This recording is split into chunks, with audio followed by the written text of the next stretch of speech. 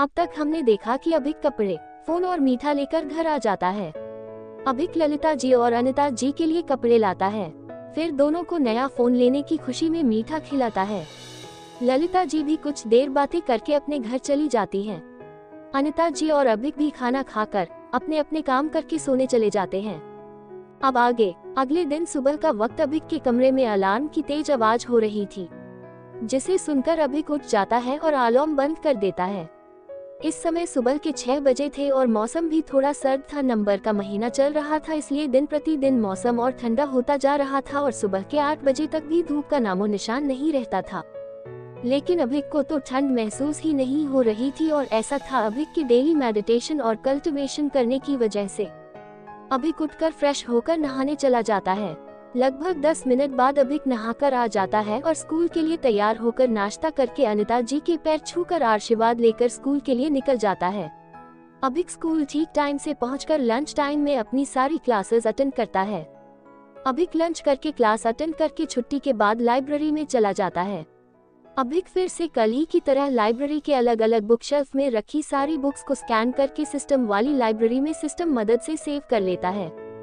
शाम के 4:30 बजे अभिक स्कूल से निकलकर शहर पहुंच जाता है, जहां जाकर अभिक अपने पास ही खड़े एक आदमी से पूछता है, भाई साहब ये औषधियों या फिर जड़ी बूटियों वाला बाजार कहाँ है? अभिक की बात सुनकर उसके पास खड़ा आदमी झुंझलाहट में बोला, अरे भाई मुझे क्या पता कहाँ है जड़ी बूटियों का बाजार, मैं वहाँ दुकान थोड़ी लगाता हूँ जो मुझे पता होगा। अभिक उस आदमी का रुखा सा जवाब सुनकर आगे की ओर बढ़ते हुए मन में बोला, कैसे कैसे लोग रहते हैं यहाँ पर। सामने वाला कितने भी प्यार से बोले लेकिन नहीं, इन्हें तो गुस्सा ही करना होता है।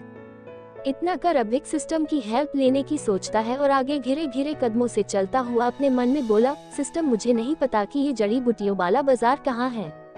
मुझे तो समझ ही नहीं आ रहा कि मैं अब क्या करूँ। शाम भी होने वाली है और अभी हमें घर भी जाना है। अभिक को परेशान देखकर सिस्टम अभिक से बोला, होस्ट आप परेशान मत होइए, इसका तो एक सिंपल सा सोल्यूशन है मेरे पास। सिस्टम की बात सुनकर अभिक बोला, क्या सोल्यूशन है? अभिक की बात सुनकर सिस्टम बोला, होस्ट आपके पास स्मार्टफोन है तो आप उसमें लोकेशन सर्च करके जड़ी बूटी के बाजार जा सकते हैं। सिस्टम की बात सुनकर अभिक खुद के माथे पर टपली मारते हुए बोला, ओह मैं तो बिल्कुल भूल ही गया था कि अब मेरे पास फोन भी है।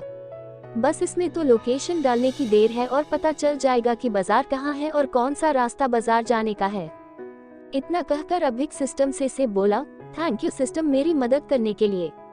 अभिक की बात सुनकर सिस्टम अभिक से बोला, होस्ट इसमें थैंक्स की जरूरत नहीं है, यही तो मेरा काम है। सिस्टम के इतना बोलते ही अभिक मुस्कुराकर अपनी पेंट की जेब से फोन निकालकर गूगल मैप पर जाकर सर्च करता है, दिल्ली जड़ी बूटी बाजार। इतना सर्च करते ही अभिक के क्लिक करने पर एक मैप ओपन हो जाता है जिसमें दिल्ली के जड़ी बूटी बाजार की लोकेशन थी। अभिक लोकेशन देखकर खुशी खुशी बाजार के लिए निकल जाता है। लगभग 15 मिनट चलने के बाद अभिक बाजार में आ जाता है। अभिक पूरे बाजार में घूमता है लेकिन उसे अपने ग्रंथों में खिली जड़ी बूटी कहीं नहीं मिल ही पा रही थी। बस कुछ औषधियां ही ऐसी थी जो बाजार में मिल गई थी। बाकी जड़ी बूटियों के नाम भी पूरे बाजार में किसी को पता नहीं थे। तब अभिक थक हार कर अपने सामने जब चाय की दुकान देखता है तो उस चाय की दुकान पर जाकर बैठ जाता है और एक चाय मांगता है। कुछ समय बाद अभिक की चाय आ जाती है, जहां अभिक के सामने बैठे एक बुजुर्ग व्यक्ति अभिक को ही देख जा रहे एक थे, जिनके शरीर तो दुबला पतला था और उन्होंने सफेद रंग के धोती कुर्ता पहने थे। उनकी उम्र कोई 75 के पार होगी, लेकिन उनके चेहरे पर काफी रौनक थी। उनकी सफेद दाढ़ी, आंखों पर चश्मा और हाथ में एक चाय का कप लिए वह अभिक को ही लगातार देखे जा रहे थे। तभी वह बुजुर्ग अभिक को देखते हुए बोले, क्या ढूंढ रहे हो बच्चे? अभिक अपने सामने बैठे बुजुर्ग व्यक्ति को देखते हुए बोला, कुछ नहीं बाबा, बस मैं कुछ औषधीय जड़ी बूटी ही ढूंढ रहा था लेकिन वह इस बाजार में मिल ही नहीं रही। अभिक की बात सुनकर वह बुजुर्ग अभिक को अपना परिचय कराते हुए बोले, मेरा नाम राम कमल है और ये चाय की दुकान मेरी ही है। मैं जब 20 साल का था तब मैंने ये दुकान शुरू की थी। 50 सालों तक मैंने ही इस दुकान को संभाला है और अब कुछ सालों से मेरा बेटा इसे संभाल रहा है। मैंने अपना लगभग सारा जीवन ही इस बाजार में गुजारा है। अगर तुम चाहो तो तुम मुझे उन औषधियों के नाम बता सकते हो, क्या पता मैं तुम्हारी कुछ मदद कर पाऊँ। अभिक अपने सामने बैठे बुजुर्ग राम कमल जी की बात सुनकर खुश हो जाता कि शायद उसे औषधियों के बारे में पता चले जाए। इसलिए अभिक खुश होकर राम कमल जी से बोला, बाबा मैंने उन औषधियों के नाम सभी को बताए, लेकिन कोई भी उन औषधियों के बारे में नहीं जानता। अगर आप मेरी कोई भी मदद कर पाए तो मैं आपका एहसानमंद रहूंगा। अभिक की बात सुनकर राम कमल जी मुस्कुराते हुए बोले, अरे बेटा, इसमें एहसान की कोई बात नहीं है। तुम मुझे नाम बताओ जड़ी बूटियों का। राम कमल जी की बातें उस चाय की दुकान में बैठा उनका बेटा भी सुन रहा था, जो अपने पापा को इतनी खुशी से किसी से बातें करता देख खुश था। क्योंकि राम कमल जी की उम्र लगभग 75 के पार थी। उनका आजकल मन नहीं लगता था और न ही वह किसी से ठीक से बात करते थे। लेकिन आज काफी समय बाद वह अपने पापा को किसी से बातें करता देख खुश था। तो वहीं अभिक भी राम कमल जी की पूरी बात सुनकर बोला, बाबा 7 औषधियों में से 4 तो जैसे तैसे करके मिल गईं। लेकिन 3 औषधि नहीं मिल रही, एक है जो यारसा गुम्बा, शौनक और शतावरी। हाँ, यही तीनों हैं। अभिक की बात सुनकर राम कमल जी हैरानी से अभिक को देखते रहते हैं। अभिक राम कमल जी को हैरान देखकर बोला, क्या हुआ बाबा, क्या आप भी उन जड़ी बूटियों के बारे में नहीं जानते? अभिक की बात सुनकर राम कमल जी ना में अपनी गर्दन हिलाते हुए अभिक से बोले, नहीं, ऐसी बात नहीं है। मैं तो ये सोच रहा हूँ कि तुम्हें ये जड़ी बूटियाँ किसने बताई हैं। ये तो आजकल के इन जड़ी बूटी दुकानदारों की तरफ हाथ से इशारा करते हुए जड़ी बूटी जानकारों और दुकानदारों को भी पता नहीं है। तो फिर तुम जैसे कम उम्र के बच्चे को इनके बारे में कैसे पता चला? राम कमल जी की बात सुनकर अभिक थोड़ा हिचकिचाते हुए राम कमल जी को एक झूठी कहानी सुनाते हुए बोलता है, वो दरअसल मेरे दादाजी की एक पुरानी डायरी थी, जिसमें इन जड़ी बूटियों के नाम लिखे थे और उसमें इन जड़ी बूटियों से औषधि बनाने की विधि भी लिखी थी।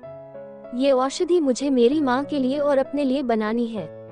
अभिक की सारी बात सुनकर राम कमल जी हाँ में गर्दन हिलाते हुए अभिक से बोले, तुम कहाँ रहते हो और तुम्हारा नाम क्या है? राम कमल जी का सवाल सुनकर अभिक मुस्कुरा कर बोला, मेरा नाम अभिक है और मैं पास ही के एक छोटे से गांव माधवगढ़ में रहता हूँ। अभिक की बात सुनकर राम कमल जी कुछ सोचने लगते हैं और अपनी सफेद दाढ़ी में हाथ फेरते हुए एकटक शून्य में ही देखे जा रहे थे। अभिक राम कमल जी की कहीं और ही खोया देखकर राम कमल जी के बारे में अपने मन में सोचता हुआ खुद से बोला, जैसा उन जड़ी बूटियों के बारे में जानकर बाबा का रिएक्शन था, उससे तो यही पता चलता है कि यह उन जड़ी बूटियों के बारे में जरूर कुछ जानते हैं। लेकिन ये इतने शांत क्यों हो गए? ये क्या सोच रहे हैं? अभिक के दिमाग में इसी तरह के कई सवाल चल रहे थे जिनके जवाब पाने के लिए अभिक बहुत उत्सुक था। इसलिए अभिक राम कमल जी की ओर देखते हुए उनसे बोला, बाबा क्या आप उन जड़ी बूटियों के बारे में कुछ जानते हैं क्या? अभिक की आवाज सुनकर राम कमल जी अपने होश में आते हुए कहीं अभिक की तरफ देखते हुए एकाएक बोले, क्या कहा तुमने? अभिक बाबा जी की बात सुनकर अपनी बात दोहराते हुए बोला, क्या आप उन जड़ी बूटियों के बारे में जानते हैं? राम कमल जी अभिक की बात अब की बार ध्यान से सुनते हैं और अभिक की बात सुनकर बोले, हाँ मैं उन जड़ी बूटियों के बारे में जानता हूँ और यह भी जानता हूँ कि वह जड़ी बूटी तुम्हें कहाँ मिल सकती है। राम कमल जी की बात सुनकर अभिक राम कमल जी की तरफ उत्सुकता से देखते हुए उनकी बातें सुनता है। राम कमल जी भी अभिक को अपनी बातों में रुचि लेता देख अपनी बात आगे बढ़ाते हुए बोले, इसी बाजार के आखिरी छोर पर एक छोटी सी दुकान है जिस पर बांस की लकड़ी से बने दरवाजे हैं। उस दुकान पर तुम्हें ये जड़ी बूटियां मिल जाएंगी और हाँ उनसे बोलना कि तुम्हें राम कमल ने भेजा है। राम कमल जी की बात सुनकर अभिक खुश होकर राम कमल जी को देखते हुए कहता है, धन्यवाद बाबा, आपने मेरी बहुत मदद की है। इतना कहकर अभिक राम कमल जी को देखते हुए अपनी चाय के पैसे उनके बेटे को देकर बोला, बाबा दिन छिपने वाला है, अभी मुझे अपने गाँव भी जाना है। अगर आपकी इजाजत हो तो मैं उस दुकान पर जाऊं। अभिक की बात सुनकर राम कमल जी अभिक से बोले, हाँ तुम बिल्कुल जा सकते हो, लेकिन मेरी एक बात अच्छी ये याद रखना, ये जड़ी बूटी तुम जिस किसी भी काम के लिए ले रहे हो, बस एक बात याद रखना, ये जड़ी बूटी बहुत दुर्लभ, महंगी और ताकतवर है। इनका इस्तेमाल करने से पहले इनका किसी और चीज के ऊपर परीक्षण जरूर कर लेना। राम कमल जी की बात सुनकर अभिक हाँ में गर्दन हिलाते हुए राम कमल जी और उनके बेटे पवन जी से प्रणाम करके बाजार की आखिरी दुकान की तरफ चला जाता है। अभिक 1 मिनट बाद ही राम कमल जी की बताई हुई दुकान पर पहुंच जाता है। दुकान पर अभिक एक 40 साल के आदमी और एक राम कमल जी की ही उम्र के बुजुर्ग को देखता है, जिन्होंने क्रीम रंग के धोती कुर्ता पहने थे और वह सुनहरे रंग के गोल चश्मे पहने एक किताब पढ़ रहे थे। तभी दिनेश जी एक कम उम्र लड़के को अपनी दुकान में देखते हैं तो एक नज़र उसे देखकर अपनी किताब फिर से पढ़ने लगते हैं। अभिक भी उनको किताब पढ़ता देखकर दूसरे आदमी के पास पाकर बोला, भाई साहब वो मुझे यहाँ राम कमल जी ने भेजा है। उन्होंने कहा था कि मुझे मेरी जरूरत की सारी औषधियाँ यहाँ मिल जाएंगी। अभिक के मुंह से रामकमल जी का नाम सुनकर रामकमल जी के दोस्त दिनेश जी अभिक को अपने चश्मे में से देखते हुए बोले, कौन हो तुम और रामकमल को कैसे जानते हो? अभिक अपने पीछे से आई आवाज को सुनकर पीछे मुड़कर दिनेश जी को देखता है और मुस्कुराते हुए बोला, मेरा नाम अभिक है और अभी मुझे यहाँ आपकी दुकान पर रामकमल ने ही जड़ी बूटी लेने के लिए भेजा है।